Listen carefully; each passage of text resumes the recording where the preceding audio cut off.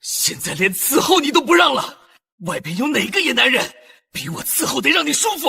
被我拒绝第3次时，谢金莲眼底蕴含风暴，嗓音却是隐隐泄露出莫名的委屈感。我是豪门做精小少爷，为了羞辱破产的死对头，逼着他跟我结了婚。谢大少爷，给我当一辈子的狗，你的公司可能还有丁点希望。婚后做天做地，直到我看到弹幕在骂我。恶毒炮灰就继续作吧，正好把男主做的心灰意冷，离婚，然后遇见温柔美好的主角兽。到时候炮灰家里破产，被踢出豪门，只能像条狗一样跪在地上求男主。等他惨死后，主角公兽就和和美美的在一起。谢金莲的脸阴沉的要命，见我不吭声，她的脸又黑了一个度。所以真在外边有野男人了？他顿了顿，剩下的话几乎是从牙缝里挤出来的。还伺候过你了？说这话时，谢金莲还保持着跪在地上的姿势，身上还穿着我专门为了羞辱她买的制服，再配上谢金莲这张写满禁欲的脸，谁又能说得准我当初究竟是出于贪恋美色，还是单纯的想报复？听到谢金莲的话，我眉头一皱，跟你有什么关系？对上谢金莲的眼神，脑海里是那些骂我的弹幕，声音越来越弱，最后只好说没有。谢金莲不依不饶，冷声道：那为什么不让我伺候你？这是你这个月拒绝我的第3次。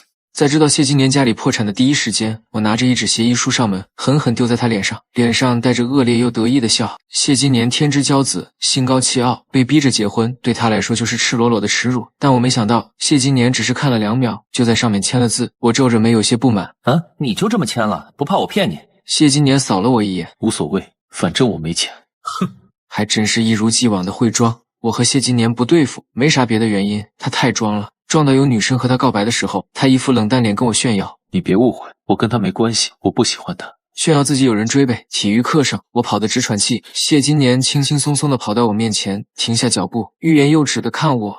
我看懂了他眼底的嘲笑，气得我直翻白眼，这谁不讨厌？那之后，我每次见到谢金莲都没有好脸色。知道他家里破产，急需要钱，我立马拿着破协议找上门，就是为了羞辱他。我家别的没有，就是钱多。没想到谢金莲问都不问，扫了2眼就签字，更不爽了。羞辱谢金莲不成，还把自己搭进去了。谢金莲这家伙手劲儿大，我的腰都被掐红了。醒来时他已经出门，我拿起手机发信息指使他：我要吃城西那家蛋糕店的蛋糕，下班给我带。谢金莲从公司到城西来回要3个多小时，每次我想吃就勒令他去给我买。信息刚发过去，我又看到那该死的弹幕：感谢作精少爷，主角兽刚好在那家店打工，他们终于要见面了。到时候小少爷没地方哭喽。谁知道主角兽对主角公一见钟情呢？也不嫌弃主角公离过婚，反而更加心疼他。我终于反应过来，快速把那条信息撤回。为什么撤回？能为什么？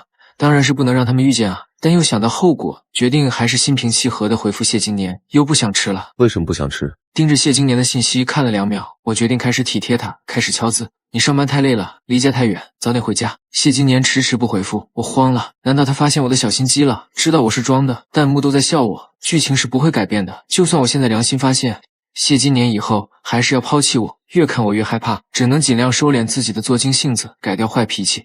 晚上，谢金莲回来时手上提了个蛋糕盒子，我觉得不太妙，急躁地问：你去那家店买的？谢金莲和主角兽不会已经见面了吧？那我是不是要等死了？谢金莲垂眼，正好有客户在那边，顺道买回来。脑中全是我要准备收拾滚蛋的场面，烦得不行，脾气一下子没控制住。我说不吃，谁让你去那边买的？拿走，我不吃。谢金莲没说话，只是把蛋糕拆了放在桌子上。芒果蛋糕，我最喜欢的。反应过来，我才发现我的少爷脾气又冒出来了，转身想上楼，却被谢金莲拉住手腕。他蹙着眉：为什么？不合胃口？你不是想吃吗？听到这话，我怒火蹭的一下上来，想想后果，还是继续忍，别开眼。我憋着气，还是决定问情况。今天给你打包这个蛋糕的人，是不是一个长得很清秀的男孩子？我已经想好退路了，要是谢金莲真跟主角兽联系上，我立马提离婚。